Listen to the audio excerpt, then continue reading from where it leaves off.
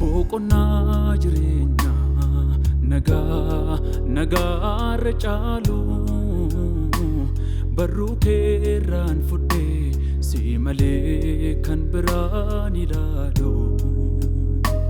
Boqonnaa jireenyaa nagaa racaalu barruu keerraan fudhee si malee kan biraan ilaalu. Jalqaba seenaa koo hundee jireenyaa Yesuusin malee jiru burqaan nageenyaa.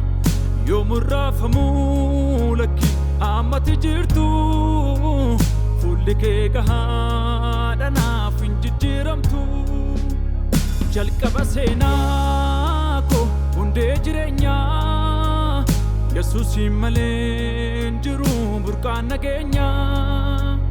Yoomuu raafamuu lakki ammatti jirtu fuulli kee gahaadha naaf hin jijjiiramtu.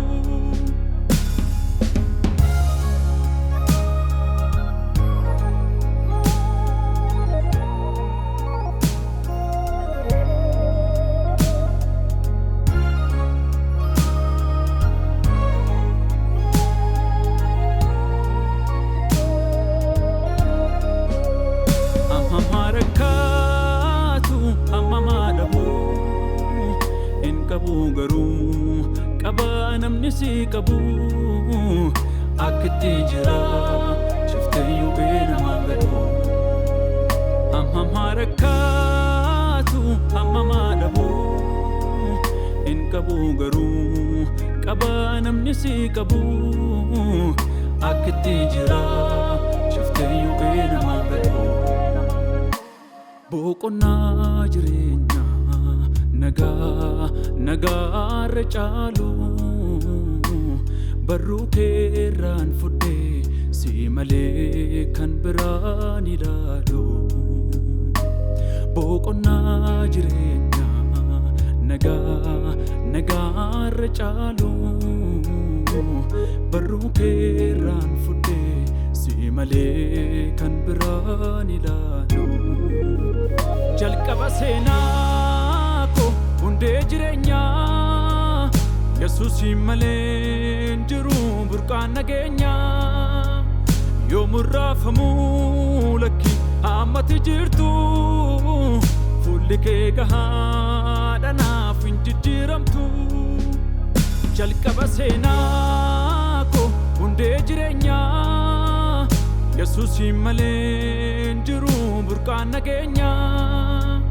Yoomuu raafamuu lakki ammatti jirtu fuulli kee gahaadha naaf hin jijjiiramtu.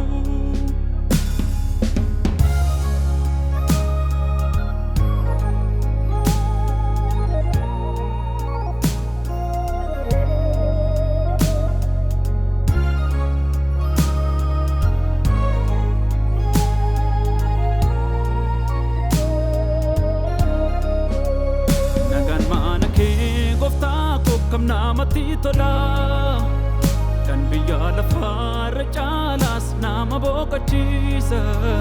Namuma gaaffii hin qabne yoo nu fakkeessite madda gammachuu kan keenya fageessite. Namuma gaaffii hin qabne yoo nu fakkeessite madda gammachuu kan keenya fageessite. Nagaan maana kee gooftaa koo kam namatti tola kan biyya lafaarra caalaas nama boqochiisa. Namuma gaaffii hin qabne yoo nu fakkeessite madda gammachuu kan keenya fageessite.